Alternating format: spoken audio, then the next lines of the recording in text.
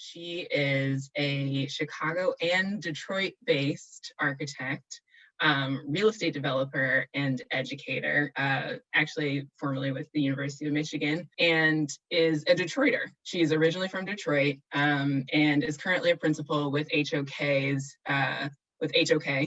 And of course, in the title of this entire thing, she was the 2019-2020 national president for Noma, which is the National Organization of Minority Architects, if you're not familiar, where in all of, she did quite a few things and kind of reshaped the organization, in my opinion, but she was able to double the organization's membership and, like I mentioned, just kind of restructure the leadership and really set a strong foundation for the next few presidents and hopefully forever.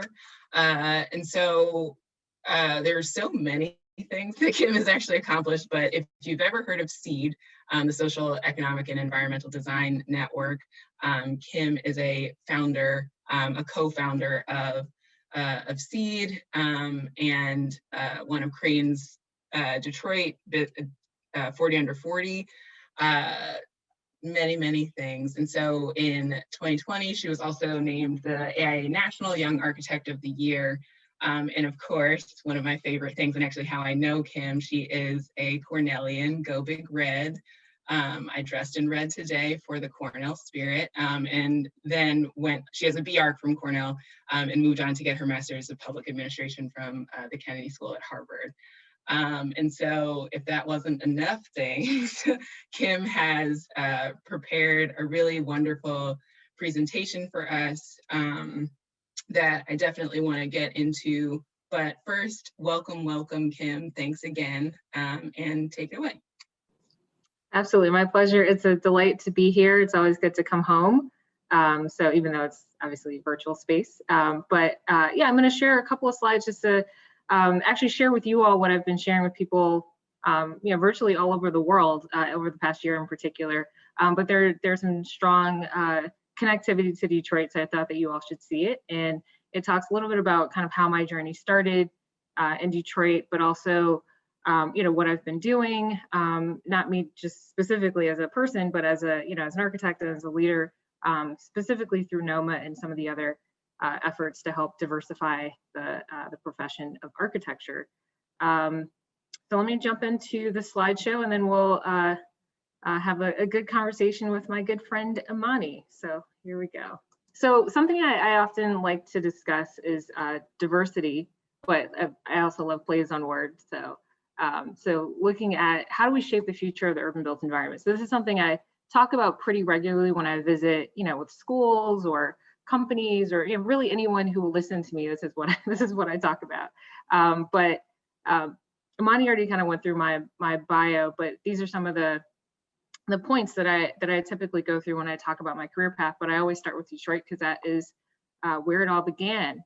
And so these images, luckily, being in a hometown crowd, what this is. This is the old Hudson's department store, which, as you know, also is no longer with us, but it is being reimagined right now, right on Woodward downtown. But this is the building that inspired me to become an architect in the first place when I was about 11 years old. Of course, these photos are before I was even born. This is, Detroit's heyday, if you will.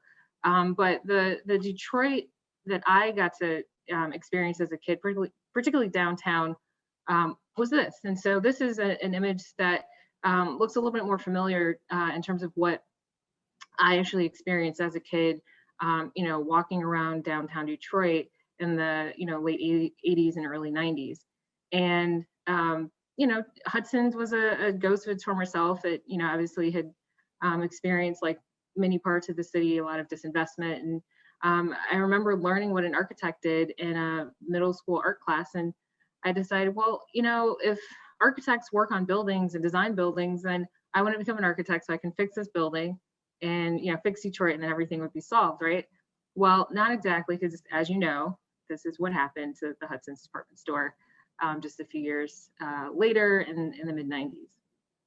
But that did not kill my interest in pursuing architecture, and it certainly sparked more curiosity around what happened to Detroit.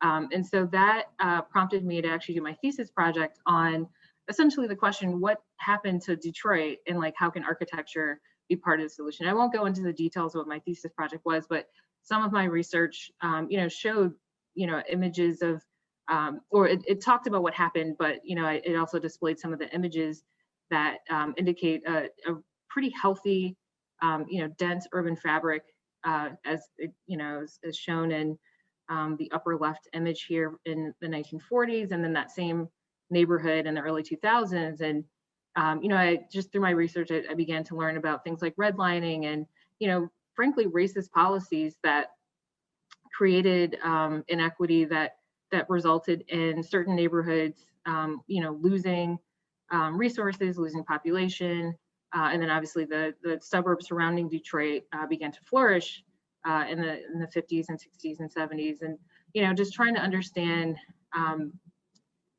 how this all translated into the built environment that I grew up in, which unfortunately dealt with a lot of blight.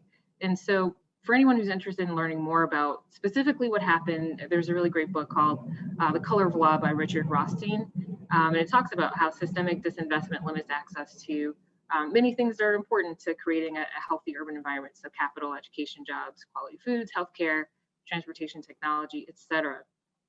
And so, yes, taking a little bit of a trip down to Chicago, I started to see similar, similar trends. Although Detroit and Chicago are very different places, but frankly, just throughout the U.S., there's a pretty massive wealth gap. And so when we look at what's happening in the Black community versus the Latino or Latinx community and the white community, we have to look at just baseline numbers in terms of median household wealth. And so looking at these numbers, seeing that African American wealth is in the basically $1,200 compared to $120,000 for white counterparts, that begins to show why certain built environments are different than other built environments, because frankly certain groups of people can afford to do certain things with their with their neighborhoods and communities. And as I mentioned just a moment ago, Chicago, again, not such different outcomes in Detroit than Chicago.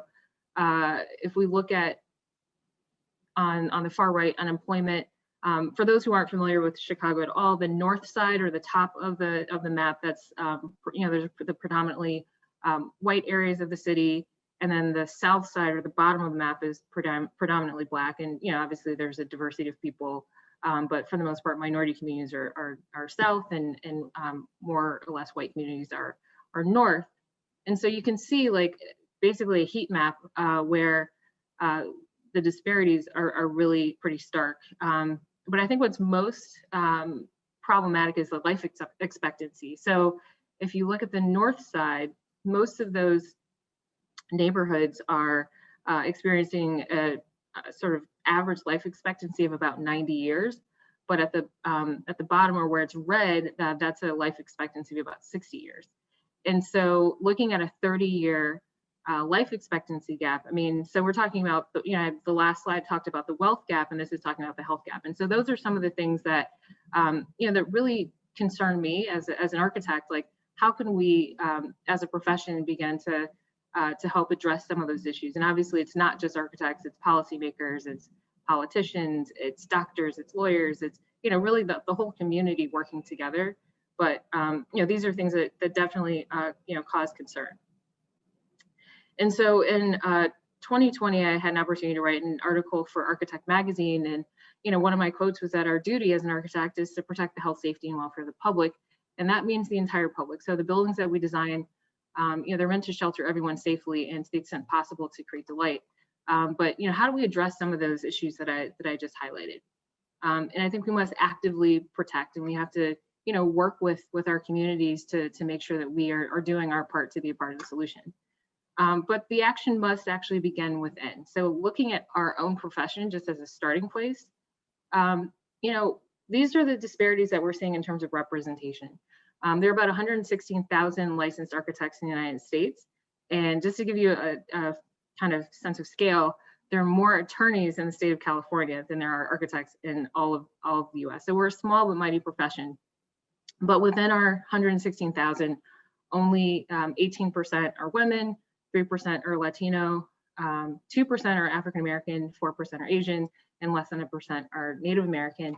And just through our work with Noma, we have the specific numbers that make up the African American community. And in fact, if you want to learn more about that, you can check out the Directory of African American Architects, which is now hosted by Noma at www.blackarchitect.us, which it's basically, it keeps count of, each person who gets licensed, they get added to this, sort of tracker at the top, and it breaks it down by men and women.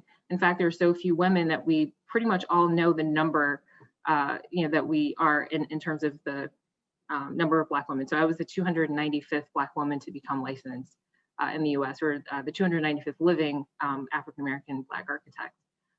And so, clearly we've got some work to do as it relates to, increasing access to the profession. But this directory just allows you to, check out who's licensed by state, and it's a good resource when people ask me, about finding a Black architect in a particular area. And so check it out in your free time.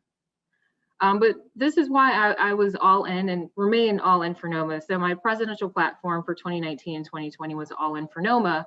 And this is me, my acceptance speech back at the end of 2018, not knowing exactly what I was getting myself into. But one of the things I'm really proud of is that we updated our mission statement in May of 2020. And prior to this, our mission, really dealt with celebrating and championing diversity, but we wanted to take it a little bit further. And so our most recent mission is rooted in our rich legacy of activism to empower our local chapters and membership to foster justice and equity in communities of color through outreach, community advocacy, professional development, and design excellence. So those are kind of the marching orders that we have right now.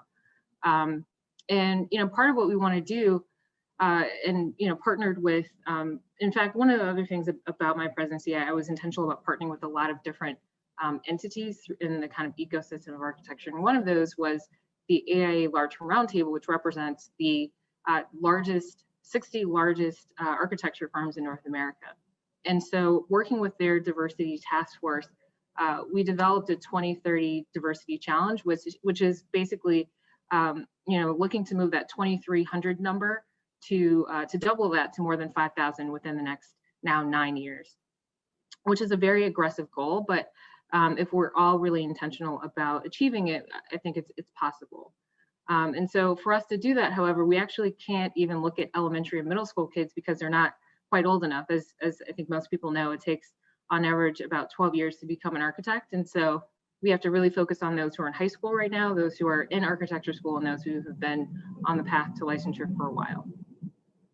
And so, this is sort of a sampling of what Noma's been doing really since 2005 formally to create this pipeline. So we have Noma Project Pipeline established in 2005 to really get to kids in middle school and then help them through other programming such as our Summer Design Build program, feeder program into particular schools, and then our Noma student chapters, or NOMAS. We have about 80 student chapters now. And then that feeds into Noma, the professional organization, and ultimately we want to get all of our members to proceed towards licensure. And so some of the challenges with that, just frankly, awareness of architecture. No matter what your ethnic background is, you just may not run into an architect. And so how do we start to change that? How do we create more connectivity with those people who've gone through Project Pipeline, but they still need a mentor to kind of help them take it to the next level. And then also addressing the lack of resources. I showed the wealth gap slide earlier. I mean, if your family only has $1,600, you may not consider architecture because it's one of the more expensive things to study, requiring 5, 6, or 7 years of education, plus the experience, the AXP experience hours that are required, and frankly, relatively low compensation compared to other professions. These are things that are real challenges that we need to work together to resolve.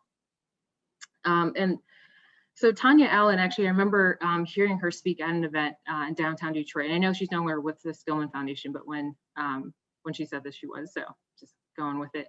But she said that diversity is about counting the people and inclusion is about making the people count.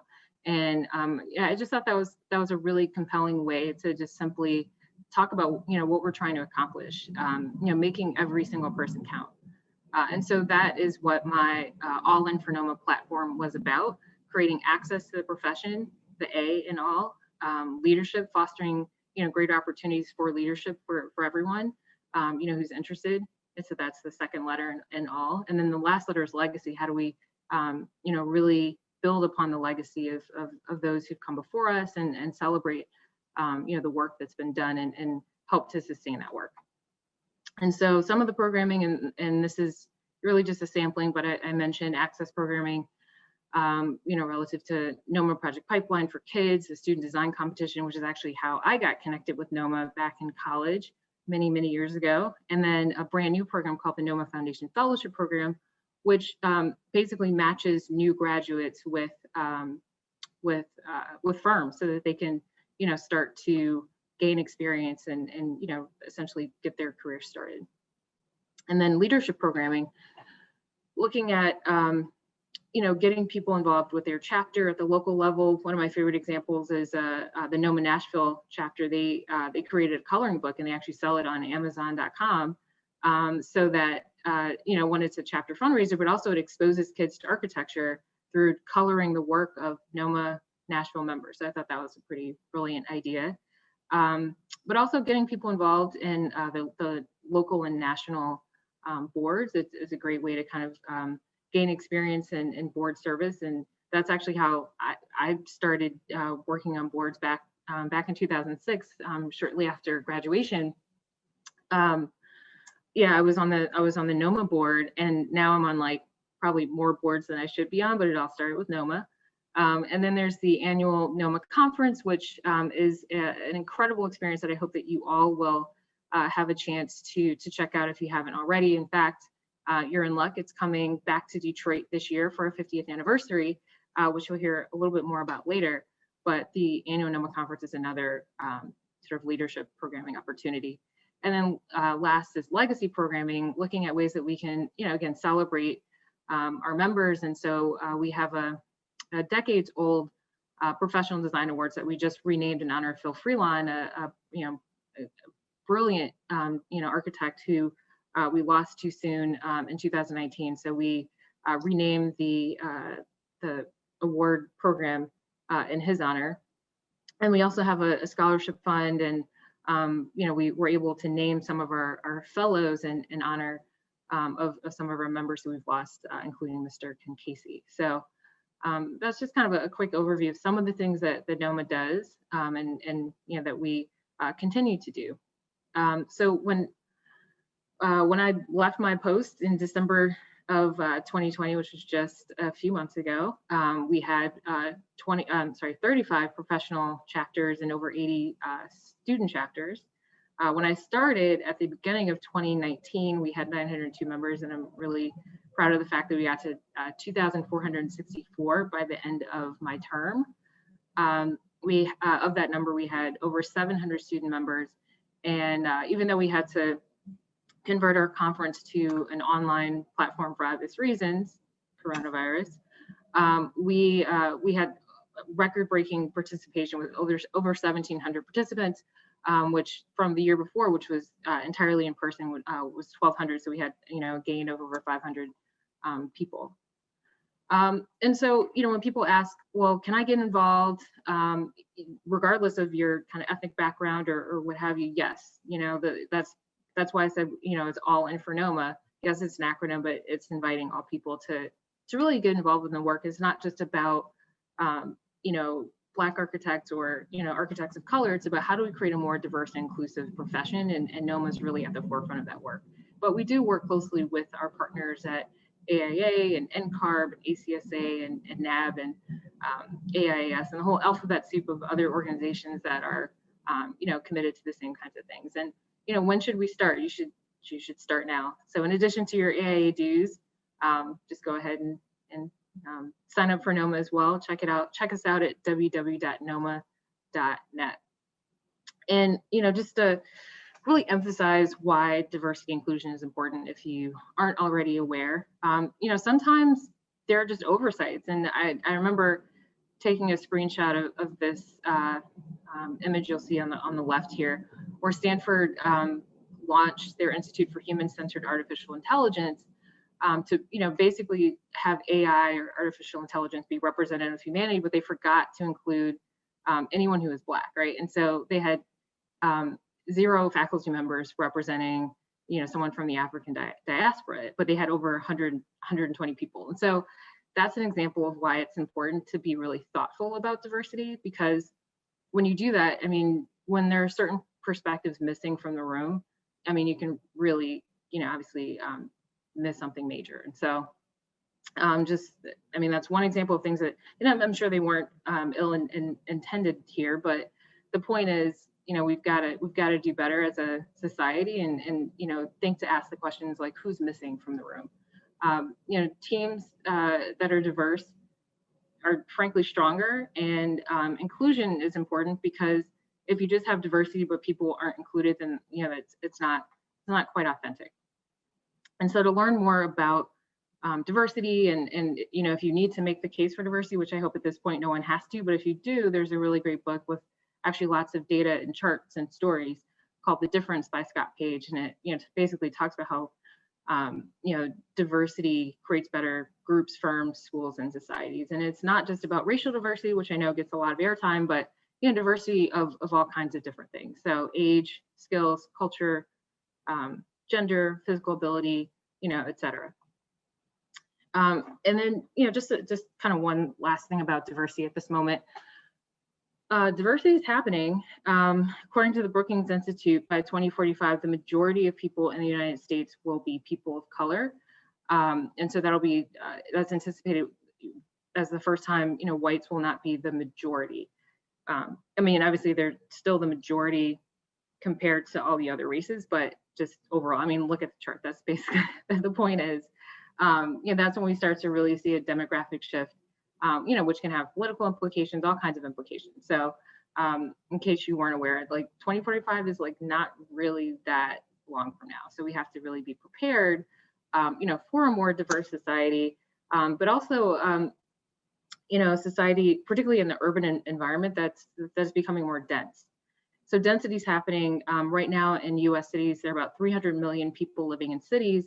By 2050, that number is anticipated to be about 400 million people living in US cities. And even throughout the world, cities are just becoming more and more attractive and efficient. And so people are going there. And I know that the pandemic has certainly slowed some of that excitement because, just of concerns around being around too many people. But I do think that those trends, even though they've slowed down, will actually kind of go back to where they were heading pre-pandemic. And so just, thinking about our cities becoming more diverse and more dense, how can we as architects play a role in creating a more kind of harmonious environment that, where we can all, live together and play together and work together, such that the conflicts that unfortunately exist because of difference, have happened. How do we kind of eliminate those things? And so, what role can the built environment play in that? So, just thinking about that is something that, I like to talk about, just to kind of put it on people's radar. And so my mission that I've had for a few years now, kind of formally, let's call it 10 years at this point, which is really rooted in that little kid who was walking around on Woodward Avenue in the 90s, wanting to improve Detroit. I've kind of expanded that to wanting to improve the quality of life for people living in cities. And so, I just often encourage people, whether they're students or professionals who are well into their career, to think about what their mission statement is. This is mine. You can feel free to borrow it, but certainly think about what really brought you to this work or to the work that you're doing. And I think that helps to frame a lot of decision making. And so the question that I often ask, particularly for architects, obviously, is what inspires you to pursue architecture? And that kind of helps with that mission statement building exercise if you haven't already done it. And then, of course, the key question is, what is your professional mission?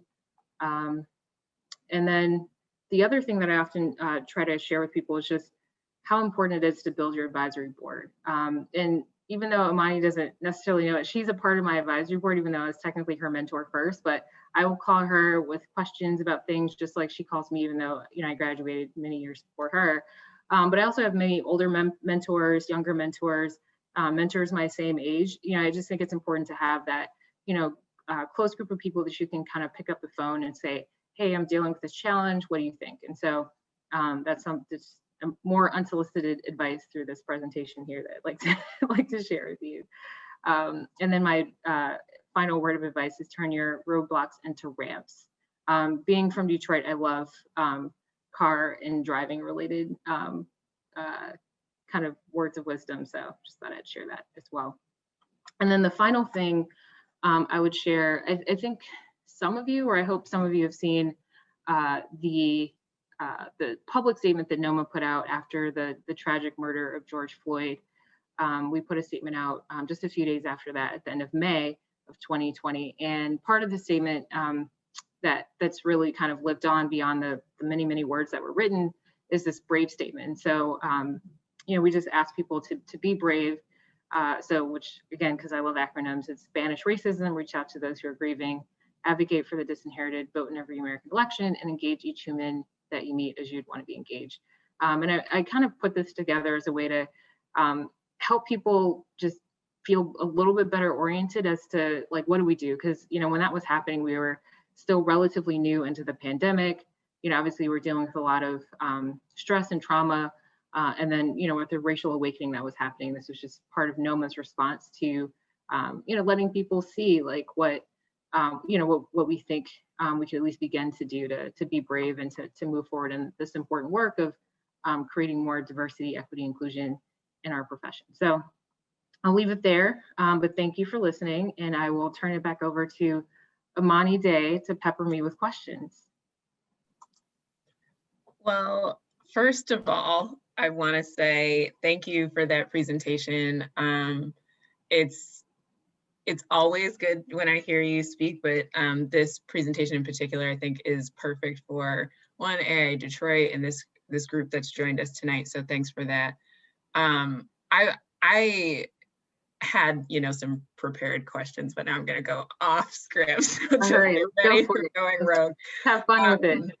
One thing I was, in your presentation, you talked a lot about diversity and inclusion. And I know we've heard maybe some acronyms of other words that are paired with this often, like equity, justice, belonging, those sorts of things. And I am one of the biggest fans probably of your acronym Debbie and the importance of pairing the diversity and inclusion with the equity and belonging. And I want to hear a little bit more about how that plays out in your work, your any sort of like advising and consulting that you do as well, just why those two other letters, because I think people are actually, I think now justice and other like sort of not catch-all terms, that they're catchy terms for the cause.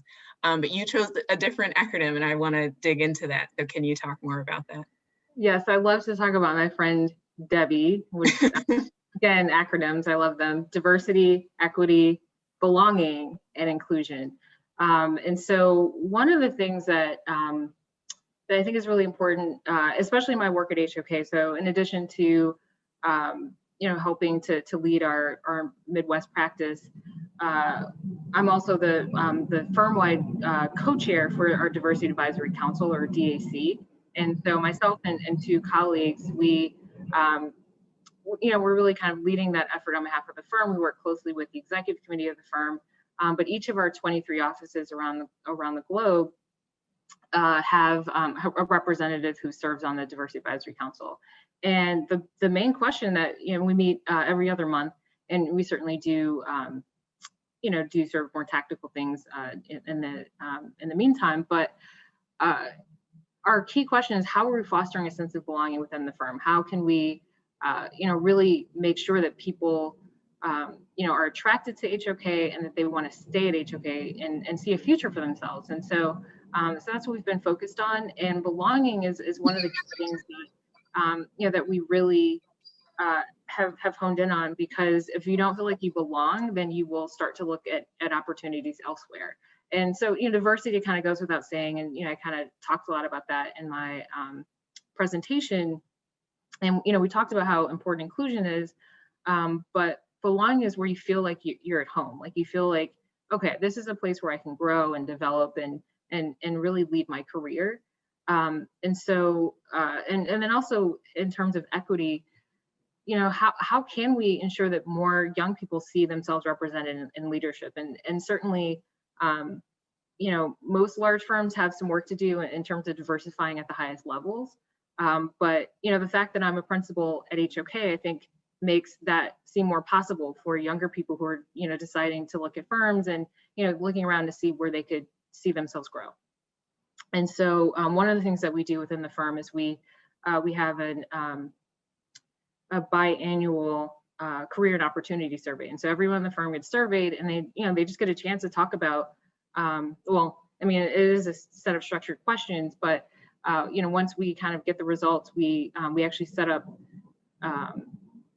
meetings with all the different office leaders, including the Diversity Advisory Council representative, and just talk through the results of the survey, see where people, don't feel that the office is doing well in a particular issue, or they feel like things are going really well. We just want to learn about that so that we can, make corrections, so that the next time the survey comes out, we do better in those areas. And so being just really intentional about measuring the progress that we want to make, and making sure that people throughout the firm, feel that they have a sense of agency, that they feel like they belong, they feel like, they can build the future of the firm. And so, I talk about HOK because that's where I work, and that's, where I have experience. But my hope is that all other firms are really thinking about, not just what's happening today, but, really the future of their firm, and who's going to be at the, at the leadership table, and, how are they reflecting the communities that they serve.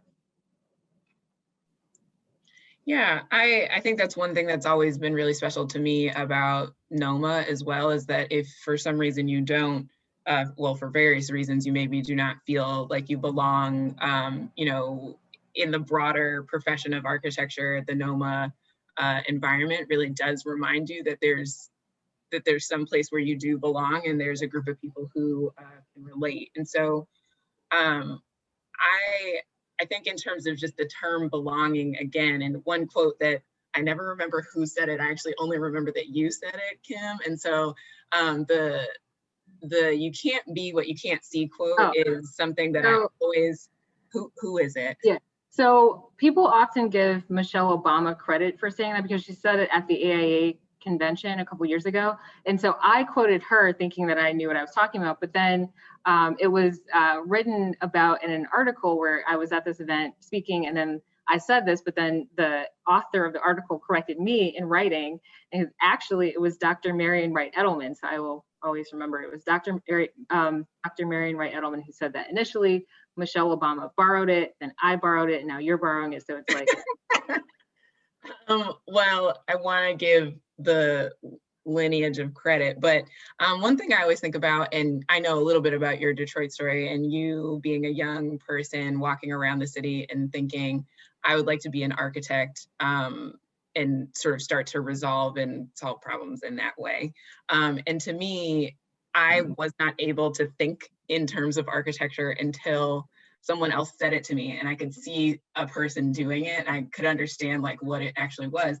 And now I'm just kind of curious, like, who did you see? Did it kind of come to you naturally, like, oh, I know that buildings, like architects do this, so that's what I want to do? Or did you see someone and connect the dots there? No, I didn't see anyone doing that work. In Detroit, there just wasn't much being built. If anything, things were being sort of deactivated and boarded up when I was growing up. So I didn't really see a lot of new activity, unfortunately. But yeah, I was just like, this is the thing. I mean, clearly these buildings didn't make themselves, so I'm going to go to architecture school and just figure it out.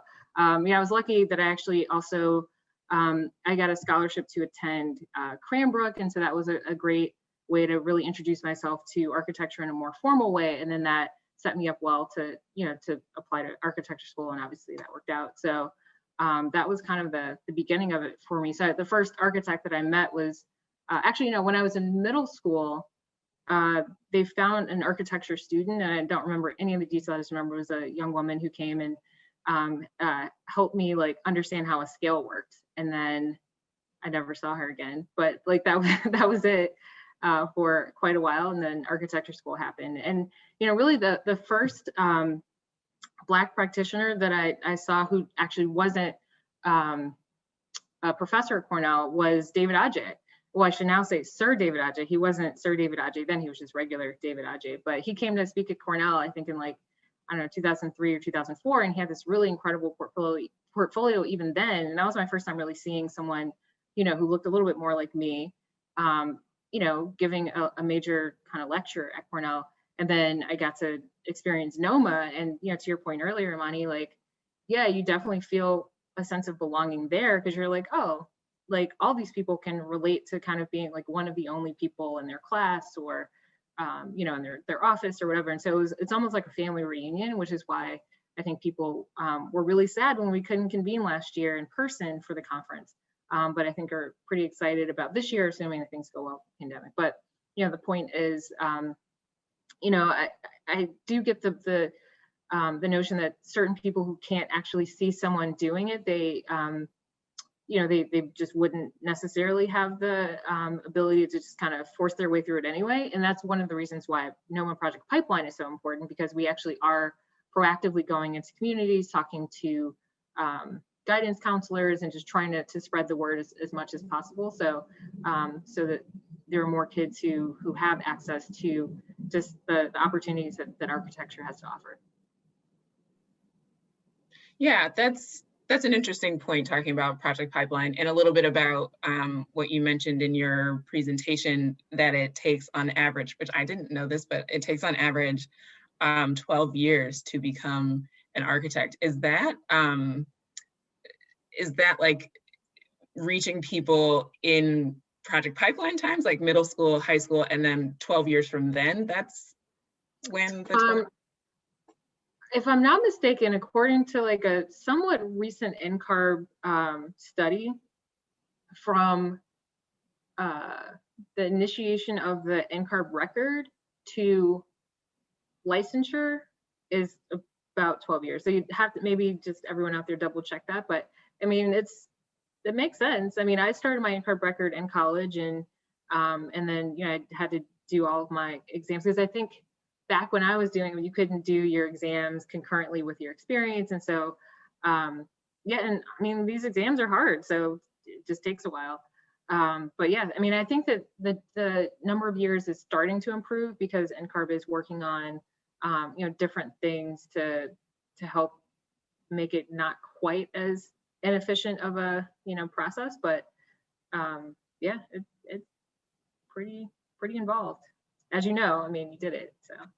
Yeah, I'm not surprised by the 12, but on average, I think the average word kind of got me. But I think there's just, let alone the time, the 12 years of time that it takes from the beginning of your NCARB record to get licensed, and that there are quite a few barriers, just one in length and time, and then, as you mentioned, of course, that wealth gap, which I know you know very a lot about and talk a lot about. What can we take from those two connected things, and just the idea that diversifying the profession and the wealth gap kind of conflict with each other? Like what mechanisms do you see being necessary, that are and potentially already exist, that start to bridge the gap between affording the actual profession and then just kind of the base level of just being interested, like getting from point A to point B financially alone, not even any of the other rigor of the profession? What do you see as some interesting ideas for how to shorten the times, lower the amount of money, or supplement the amount of money, so that people can get more access? Yeah, so that's a great question. I mean, I came from very humble beginnings. Like at first I thought I wanted to go to University of Michigan, because it's just like pretty close to home. And that's what I heard people talking about. But when I went to research like architecture schools and particularly accredited programs, Michigan is a 4+2 program. That's 6. Cornell, 5 years, 1 less year. I mean, I know it seems like overly simplistic, but like that was part of the rationale for choosing Cornell over Michigan. And so I think that, students are going to find ways to kind of conserve costs as much as possible. And so to start, just letting people kind of be aware of the different opportunities that are out there. In fact, I've talked to certain high school students in the past, and they're like, oh, I would never apply to Cornell because there's no way I could afford to go there.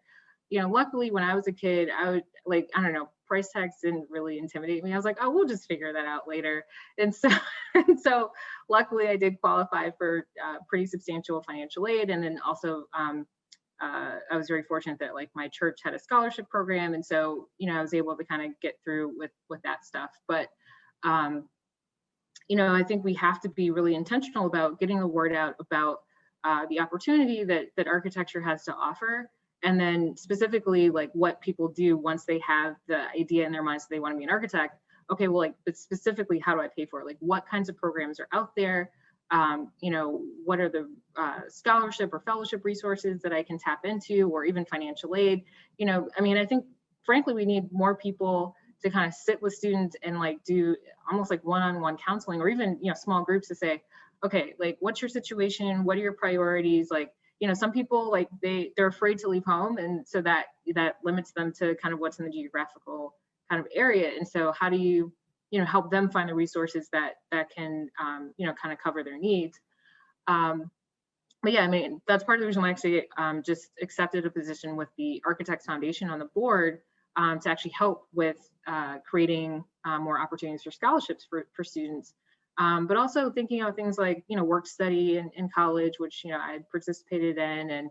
And, those are all things that help. But I think one of the biggest issues is what happens after graduation. In fact, I remember going down to career services at in the basement of Sibley Hall, which is where it was at the time, and going to like look at what architects made, because it was like, I think I was maybe in my 4th year, so I still had another year. But many of my friends who were in other majors, they were starting to graduate and get their offer letters, and this is 2005, and so the numbers are a little bit different than they are now. But I remember one of my friends who studied industrial and labor relations, which is essentially like human resources. Well, most people who study that go into human resources. So he was going to be doing a human resources job, and he was going to get, I remember, $60,000. And I was like, whoa, that's like so much money. And then I went to career services and saw what the starting average salary for an architect was, $35,000. And I was just like, wait, what? Like it didn't add up, because I was like, 5 years of education, the building lights at Rand Hall, which was the architecture building, never went off, and we're only making 35 coming out, on average. And I was like, this is complete. I was so upset the whole rest of the day. In fact, I'm still upset that's like a thing. But but the point is, like, as a profession, we have to do a better job of really articulating our value and demanding that value from our clients, because like that's one of the main ways that we can actually grow to be a better profession that's more inclusive, by actually compensating people at competitive rates. Because another profession that sort of emerged over the last, like, let's call it decade or so, is the opportunities in the tech field. Like the tech field, the legal profession, the medical profession, those are our major competitors. And certainly really smart kids can want to be an architect, but also be super smart and be like, wait, how much do you get after you graduate? Like, I didn't ask that question until it was too late. Like, I was all the way in. But there are probably kids smarter than I was who, when they're like 17, they're asking the question, and they probably have a spreadsheet, and they're like, oh, that's nice, but it doesn't make any sense. I'm going to be a doctor. I'm going to be a lawyer. I'm going to go into, something in Silicon Valley. So that's definitely something that we have to, as a profession, work on. That's not just like a Noma thing. That's an AIA thing. That's like, everybody needs to have a meeting about like fees and compensation and all of that stuff, because that really does make a difference. Yeah, that kind of also brings me to, not that we should be going into completely different professions, but I think especially in your career and in your educational career, you chose to pair your architecture degree with a policy degree. And in your presentation, you talked just a little bit about how important it is that it's not just an architect's job alone to solve all of these problems, that it's not possible that an architect can solve all of these problems. And I want to talk a little bit more about that, because your Noma platform really did start to try to shift some policies around and connections and advocacy around to expand Noma, but then also bring in more resources and more kind of reach across the bandwidth of Noma. And I want you to talk a little bit about just like the choice to pursue a degree in policy, and how now policy actually helps you be a better advocate for the future of cities. Yeah. Yeah, people often ask me, like, if you're an architect, why would you study public administration, or like, what does that have to do with anything? And then, buildings are like so much a part of the public realm. I mean, they're outside, like that's, so it's, when you think about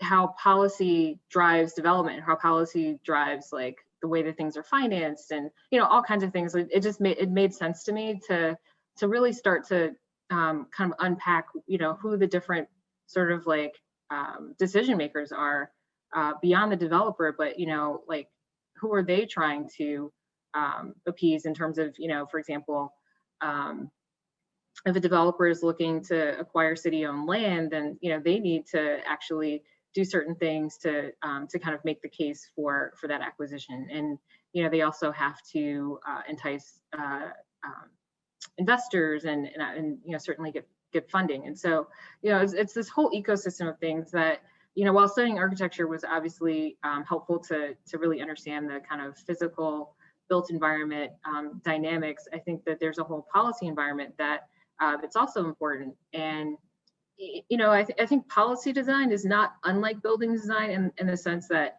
it's somewhat of an iterative process. So I think most of us might recall from from studio in school, you get a problem, you're asked to design a solution, your professor tears it apart, you go back and you kind of keep doing it over and over again. It's similar in policy design. You look at what you propose, and then people poke holes in it. You kind of try to suss out what the unintended consequences might be, and then you just kind of keep iterating until you have a policy that more or less everyone can support. And so I think that those two different skill sets or experiences, I think, have just allowed me to be more informed as an architect and to interact with a wider pool of people with a little bit greater awareness of different perspectives. Yeah, I want to also just touch briefly on the idea and you kind of leading Noma's, I guess, existence and creation as one of the 6 collaterals, and the thought process behind that, and why. I mean, I think it's pretty obvious why that might be something that is important, but can you talk a bit about just what that means, what the process of actually getting something like that accomplished entails? Like, is there more to it than just becoming another aspect of this group of alphabet soup? Well, and I don't think it's called the 6 collaterals. I think they're working through what the final name is. But as I understood it, the 5 presidents of the AIA, AIAS, NCARB, NAB, and ACSA. Oh, thank you, Lauren, for putting that in the chat. They would get together on a regular basis throughout the year.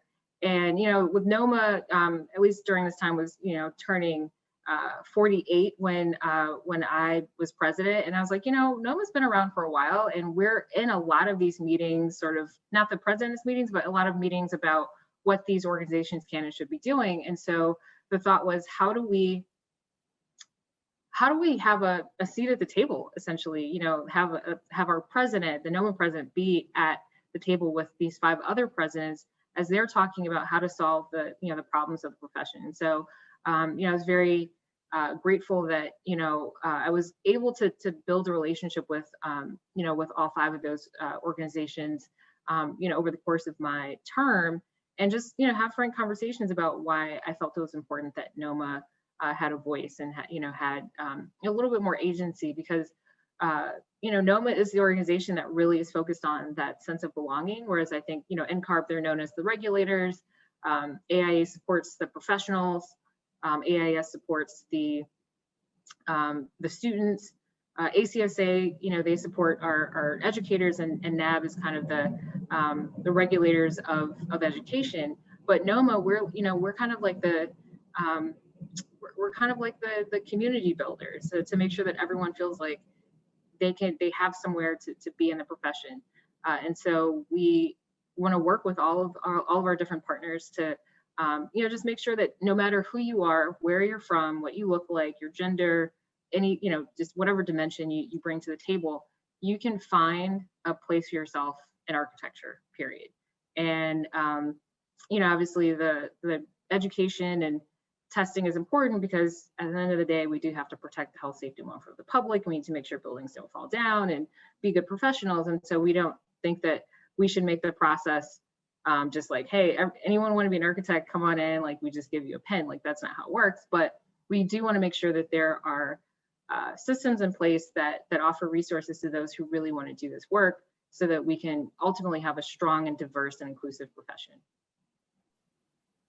Yeah, I have to admit, I've always been a little, not shocked or super surprised, but it is just something that is an obvious kind of collaboration that's needed. And so when we were discussing just the possibility of, becoming a collateral, or whatever the formal correct term is, I just thought, wow, like it's not low-hanging fruit at all, but it's just like, whoa, what a big kind of obvious opportunity that nobody was really talking about or thinking about before I heard you talk about it. So I know that one exciting thing in your bio that people kind of are, I don't know that everyone always knows about you, is that you are the co-founder of SEED. And I want you to just kind of just tell us a little bit about the beginnings, the sort of thought behind it, and this just how it came about. And then really, obviously, I think some people may understand the importance of SEED in partnership with the other sort of aspects of the profession, but dig into just where you started, how it grew, where you are with it now. Okay, yeah, sure. So what I think the thing I like most about the SEED story is, now that I'm a much older architect, I like to tell younger people about this, because it proves that no matter how old you are, you can have a good idea that can spark change. And so I came up with SEED when I was like 22, I think it was. 22. And essentially it started out with, I was interning with the General Services Administration in the Office of the Chief Architect in Washington, D.C. And I actually got that internship through some connections that I had made with Noma. And so my boss or supervisor that summer was a gentleman by the name of Steve Lewis, who I think many people on this call will probably remember, even though he's flown on to LA to return there. But he was in Detroit for a number of years, but I've known him since 2005. And Steve one day just kind of handed me a magazine article entitled "The Ethics of Brick." It was in the, I think, June 2005 issue of Metropolis magazine. And The Ethics of Brick was written by Lance Hosey, who's a friend now, but at that point it was just a name on a page that really informed me about the triple bottom line. And so the triple bottom line, I think everyone knows now, is social, economic, environmental. And so I was just, sitting there reading this article, thinking about, my experiences growing up in Detroit, my more recent experiences as an architecture student, and then the semester before I had just learned about the LEED rating system, which was a brand new thing at that point.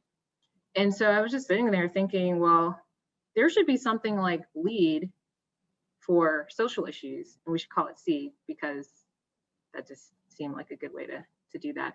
And so I shared that idea with, with Steve, so that we could maybe the federal government can start to really innovate around involving communities in their own future. So like, what would the possibilities be in a place like Detroit, where the federal government came in and really thought about not just the economic bottom line, but the social bottom line and the environmental bottom line.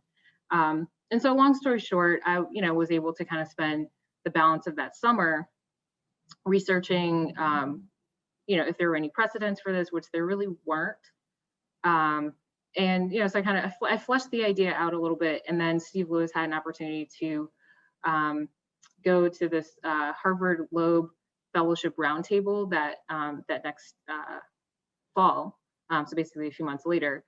And issues around the triple bottom line were coming up in this discussion. He was like, oh, my intern this past summer had a really good idea.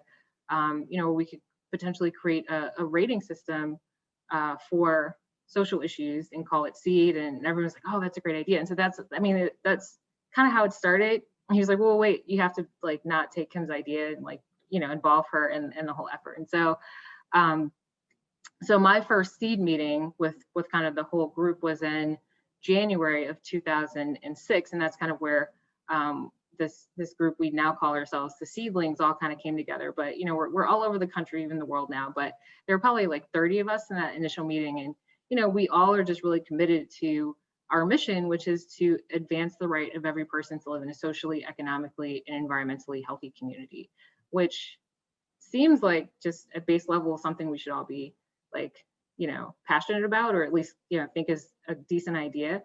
But I think that, it's important that, more private sector leaders, public sector leaders, and not-for-profit leaders work together to work towards those things. To, obviously the economic impact of projects will always, frankly, drive what happens. But I think that the more we're conscious about the environmental impacts and the social impacts, I think that just creates for more sustainable projects in the long run.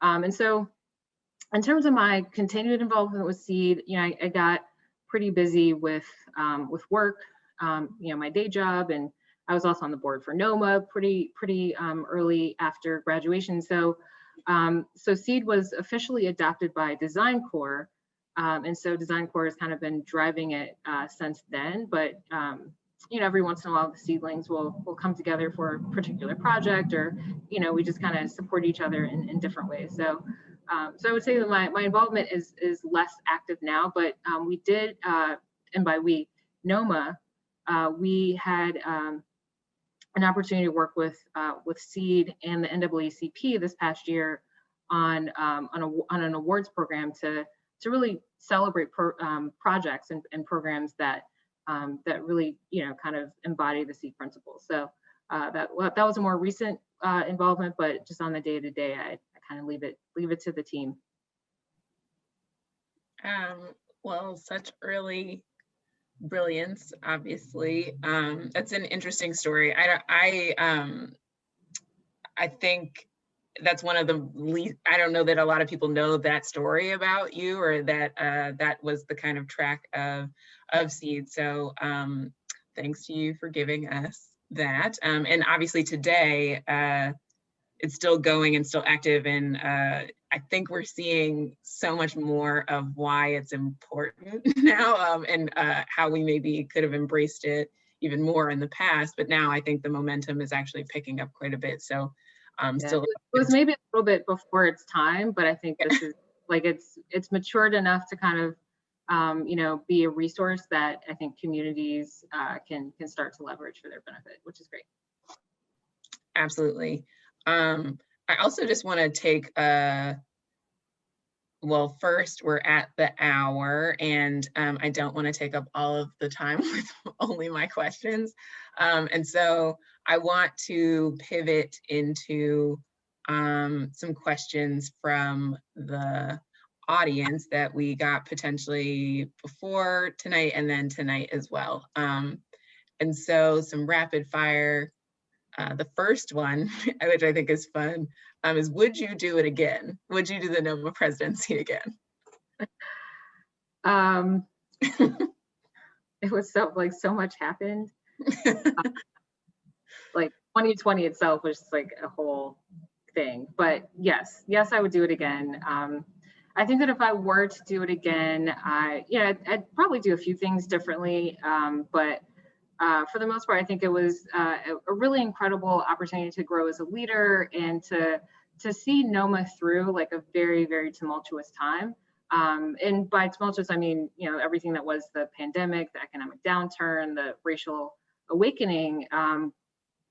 It takes, I think, a particular type of leader, not just, I mean, there are probably lots of different people who would have done well with that, but I think that I generally have a fairly calming way about me that like allows me to articulate that like everything's going to be okay, even though I'm not entirely sure, but I like to at least like let people know that I think that it will be okay. And this is what Noma is doing to support our members. I mean, one of the specific things that we did was we created the Stay All In series. So I think you may recall from my presentation, the platform was all in for Noma. And because we didn't want people to go outside and be exposed to the coronavirus, we were like, stay all in. And so we created like programming every week for a while, which was exhausting, but we just wanted people to like have something to do and feel engaged. And so I'm glad that we were able to kind of provide that service. And I wrote a little message every week just to let people know that we're thinking about them. And I got some notes, towards the end of my term. They were like, thank you so much for writing to us. Like, it was really helpful just to kind of know that someone's out there. So I'm glad that I was able to provide that service. And, frankly, when you're a bit traumatized and stressed out, like by having a responsibility to make sure that you're kind of helping other people, it does distract you from your own, just everything else going on. So yes, I would do it again. A couple little things I'd probably do differently, but overall it was a great growth opportunity and an honor to serve. Well, once again, that all the things that I think of you, but I think the agility and just the resilience and ability to push the organization and actually still grow and still thrive during such a difficult time was and is amazing, and it has still set us up as Noma to be on a much better path. And so I'm glad you would do it again. It's like I wouldn't actually do it again. Like if going back in time was a thing, yes, but like do it like the next opening, no. I will clarify. I will nominate you for president next year. No, I reject. Okay, let's see. In the same vein, what is your greatest achievement during your leadership tenure at Noma? I mean, I think a lot of different things happen that I'm really grateful for. Bringing together so many wonderful people to help me grow the team. I mean, it certainly wasn't just me. It was like, our consultants that I kind of brought on to help us manage all the different responsibilities that come with running a national organization, as well as, our board members, kind of leading different initiatives that I would kind of dream up. And then, I wouldn't personally have the bandwidth to both create the Noma Foundation Fellowship Program and run it. And so luckily, someone like Melanie Ray, who's a great young leader in our Baltimore chapter, like she really designed the program. I kind of came up with the idea. In fact, it's funny how the Noma Foundation Fellowship came to be. I was visiting our Pittsburgh chapter the beginning of 2019, and I was invited to a meeting at Carnegie Mellon University. And so I flew right into Pittsburgh, and then I came right into the meeting. And I think something with the flight was delayed, so I was like a little bit late to the meeting, but I kind of showed up and immediately sat down, introduced myself, and we were talking about this program that had been at Carnegie Mellon called the Udream Program, which was really geared towards exposing new graduates in architecture to architecture firms and creating basically sort of like a fellowship program where it kind of attracted and retained minority architects to Pittsburgh. And I was like, we should have something like that, throughout the country. And so I said, in my like kind of new authority as Noma president, like Noma's going to do something like this across the nation. And again, I just sat down. So So then at the end of the meeting, I was like, oh, wait, so how does this actually work? And so long story short, we ended up taking, kind of the kernel of the idea of the Udream program. And, really at the end of the day, it's a very different thing than what they were able to accomplish. But throughout the country, we started out with 5 different cities that would have these fellows, but then the pandemic happened. And so we ended up doing virtual fellowships. And so when people didn't, have access to the opportunities that they thought they would have at the end of the academic year in 2020, for obvious reasons, because many firms obviously were not hiring, we had these 50 fellows that, were able to connect virtually with firms around the country. And so I'm really proud of that program, the Noma Foundation Fellowship Program, because it created opportunity when there wasn't opportunity. In fact, we were able to take funding that we got from the AIA Large Firm Roundtable and actually pay a stipend, because I don't believe in having people work for free. And so we created a stipend so that we could pay the students, and then the firms would be able to, really get introduced to students. And I'm also really proud that many of the firms, not all of them, I have to kind of check the numbers, but basically those introductory fellowships just turned into full-time jobs, because the students did such a great job, with their fellowship, that students, or the firms would say, we want to hire these students full-time, and so now they have jobs. But I wouldn't have been able to do that, or Noma wouldn't have been able to do that without Melanie Ray's leadership. So just, the ability to kind of like delegate to people who I could trust to run and develop programs has been really something I'm grateful for. And then in terms of something I'm especially proud of in terms of accomplishment, besides doubling the membership, which is awesome, Noma now has 3 full-time staff members, which we've never had before. We've had consultants, over the course of the last 50 years, but we now have native Detroiter Tiffany Brown as our full-time executive director. We have a really amazing program manager in Washington, D.C. named Tiffany Mayhew, and we have our membership coordinator, Yolanda McQueen, down in Birmingham, Alabama. So really excited about just the growth that allows for us to pay for full-time staff and make sure they have benefits, and just the things that a grown-up organization is supposed to have. So I was pleased to be able to kind of deliver that, and I'm looking forward to my successor, Jason Pugh, building upon that, and then his successor, Pascal Sablon, building upon that, so that Noma continues to grow and influence and size and impact and all that good stuff. Yeah, I mean, in addition to the full-time jobs that you did create, it's just worthy of noting that the presidency is a full-time job, and you held other full-time jobs at the same time. And like, it is something that I think it just doesn't compare to other board positions and organizations. So again, commending you for being able to juggle all of those things amidst a pandemic and racial injustice and all of the layers of things. Thank you. In fact, I would just add on top of that, I have to give a pretty major shout out to my firm for supporting my efforts in Noma, because I mean, as Amani mentioned, the Noma presidency is a completely volunteer position, but I had a full-time position with HOK. And so, certainly I have, and at that time had responsibilities with with our practice, but they're very, understanding of when I couldn't make a meeting because I had to do like 18 Noma meetings in a single week or whatever. It was just a lot of people wanted to talk about things, which I get it, it's important, but I'm like, oh, with like work. And so it was constantly kind of stretching between the different responsibilities. But HOK was like, Noma's your #1 job right now. We'll be here when Noma's over, and they're back.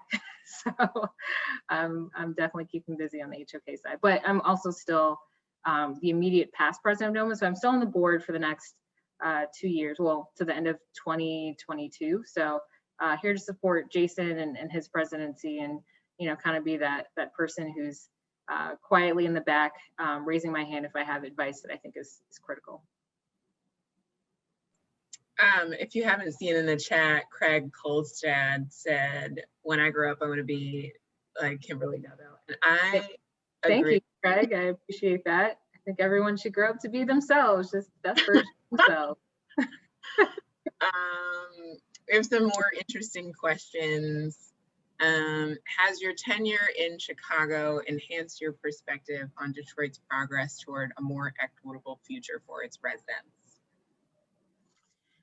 I mean, at this point, as I mentioned, I kind of split my time between Detroit and Chicago. So I'm, kind of regularly seeing the similarities and dissimilarities between the two different cities. And I mean, Detroit is always going to be home. And, I see such tremendous potential as I did when I was 11. Obviously, I see even more potential now that reinvestment has, come back to downtown in particular. And I think that we, have 139 square miles that we need to be concerned about. But I think, the 10 square miles or so that are being invested in now are, it's a step in the right direction, but we do need to, engage people in a way that's, more equitable. And we need to, frankly, address the health and wealth gaps that I mentioned, that I was able to illustrate in Chicago a bit. But, if we were to draw a map, that's similar, that includes the, Detroit city proper, as well as our suburbs, I think we'd probably see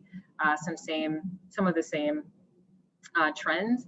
So, I mean, I guess to answer the question, I think Chicago does some things a little bit better than Detroit. Detroit does some things a little bit better than Chicago. But frankly, I think that as a region, we should be working more closely together, because I think we, like as I like to call it, the mighty Midwest, like we can and should be attracting, great talent to, to our cities. And we kind of just need to, create the value that I think people would want to see, because frankly, the coast, like New York and DC, Boston, and then on the other coast, the other side, the west side, LA and San Francisco, and that's where a lot of talent, in fact, homegrown talent, a lot of Michiganders, they grow up in our schools, and then they move out to either the East or West Coast. And so how do we keep that talent, here in Detroit or here in the Midwest in general? And so I think that's something that we can and should be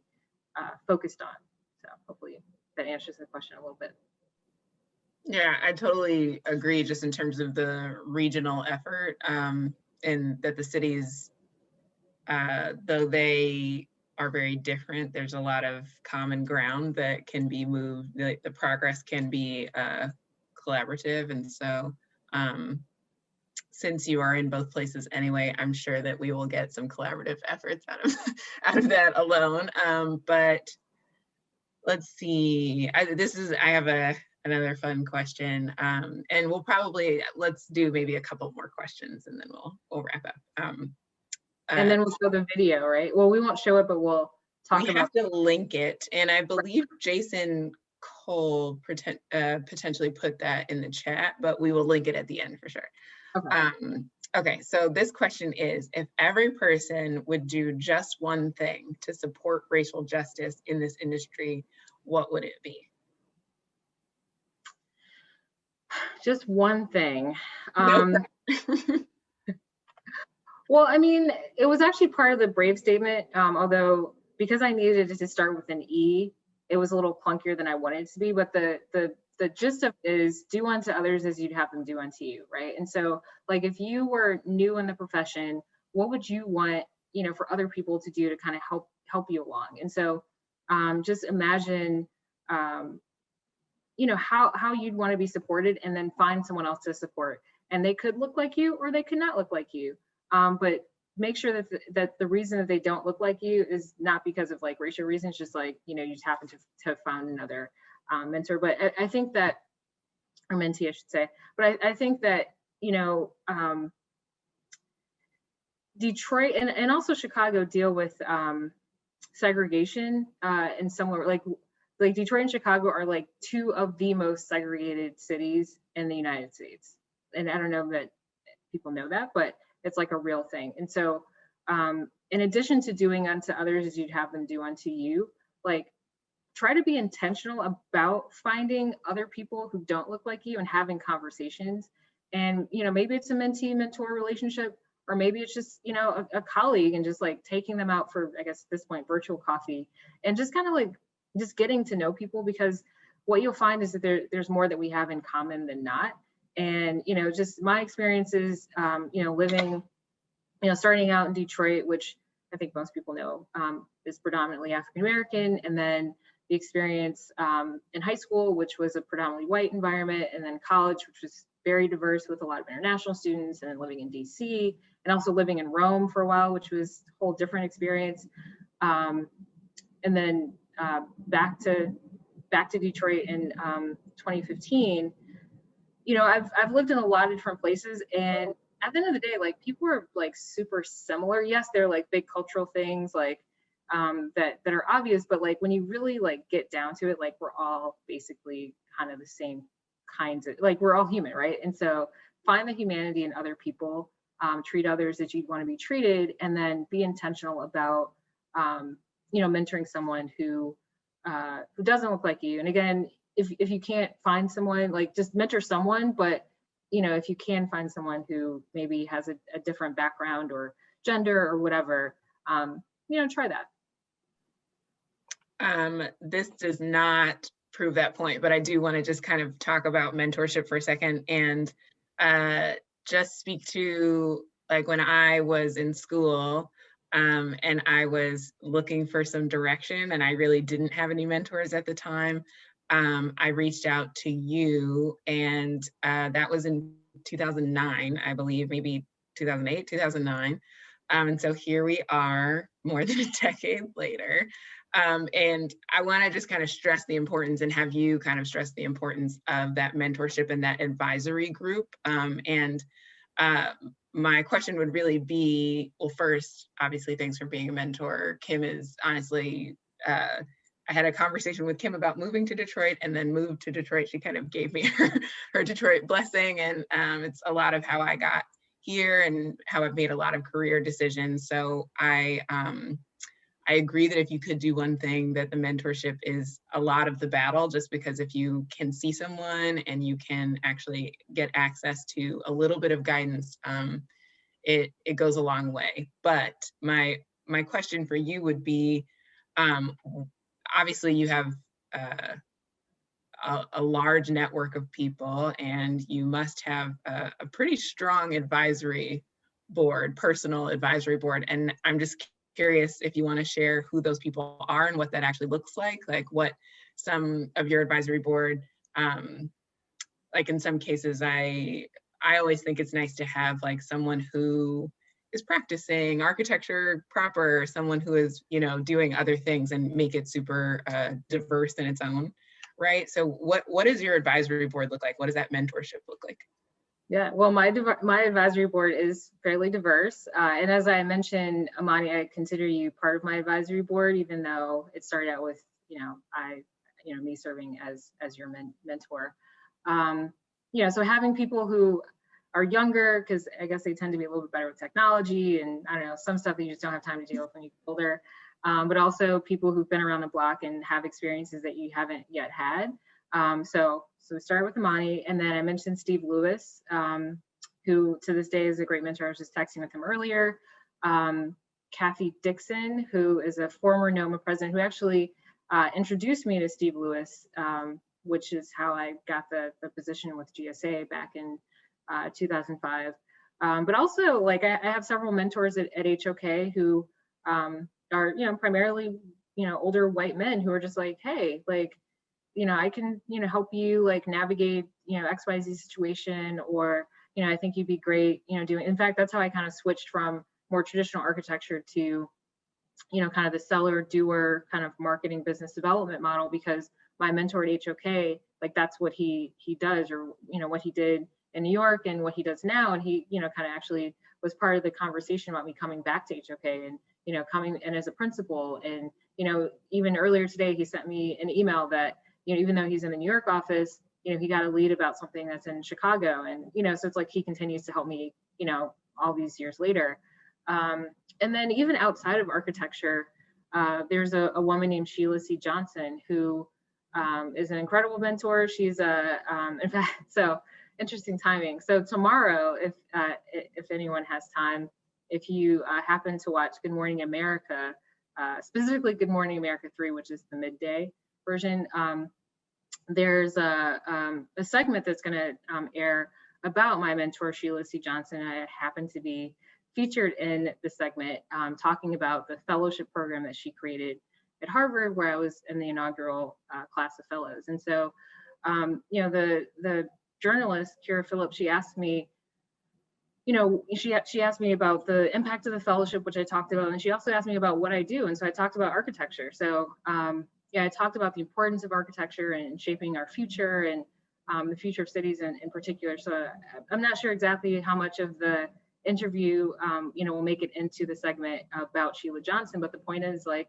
you know, Sheila Johnson got to pick two people to talk about her career, that, you know, which is really what the segment is about. She chose her son and she chose me. And, you know, having someone who's not just a mentor, but someone who, you know, avails you of opportunities like being on national television, like that's pretty cool. So I appreciate her, and she's definitely a great mentor for that and so many things. Yeah, I mean, and another person who I would also mention, Maurice Cox, I think most of you recall. He was the planning director in Detroit, and he's moved over to become the planning commissioner in Chicago.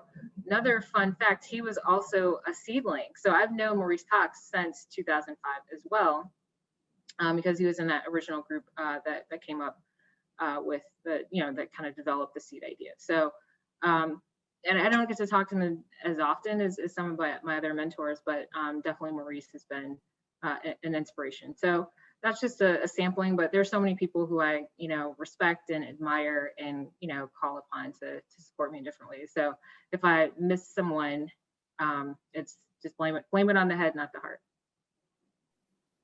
Oh, such a good way to put it. Blame it on the head, not the heart. So I guess there's one other question that I feel like is kind of relevant, and then we will we will wrap up, I promise. The question is, will you pursue a board position on AIA National? Which the only reason I'm asking that is because you hold several positions, and you are kind of everywhere I turn, you are, and a lot of those positions are AIA related. And so I kind of want you to just delve into your connection to AIA already. All right, I will answer this question, and then I will have a question for you.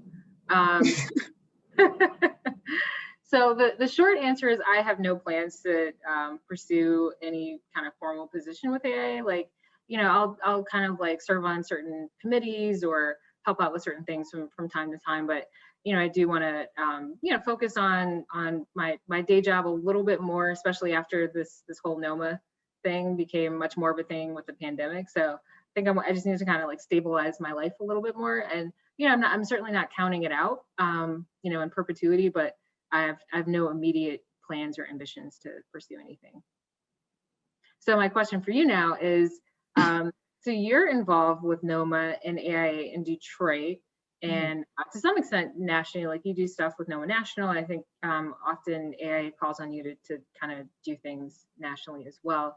So could you talk a little bit about the AIA and Noma Detroit relationship and kind of what you guys have done in the past, sort of recently, and what you anticipate doing in the future? Well, I can talk about a little bit of my experience just coming to Detroit and being kind of heavily involved in Noma Detroit, and then also getting involved with AIA Detroit, and seeing some of the positive opportunities and exciting opportunities to bridge some gaps and potentially share some best practices. I think both organizations have really, really strong aspects of their sort of characteristics that really should be better shared across both organizations. And so I think thinking through, especially at the national level, I think we know a little bit through your role as well, just like the national level of AIA and Noma are creating better synergies. There's been a relationship in the past that there's always room for growth. And so I think that as an aspirational and inspirational thing where we're starting to get closer knit, there's a little bit better lines of communication. I think there's a focus on that equity and the topics that are interesting to both groups now. I think in the past, potentially, we were kind of speaking separate languages about the profession, and there was really separate purposes for each organization. I think here in Detroit, there's a lot of really wonderful opportunities to collaborate and stay closer. And so I'm looking forward to that. I'm looking forward to more partnerships, more collaborations, more events that we can host together.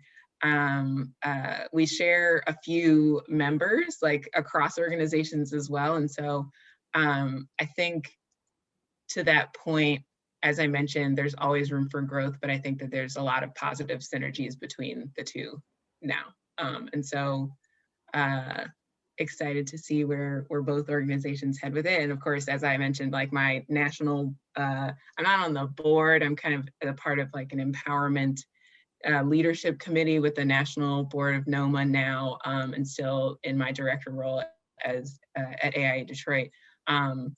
There's still even a lot of synergies even across those two scales. And so, and just through the empowerment and advocacy of both organizations, I think almost as I mentioned with like Detroit and Chicago, it's like there's a lot of common ground. There's a lot of ways to collaborate to move things forward. And so, yeah, I'm looking forward to further collaboration and closer ties. Does that answer your question?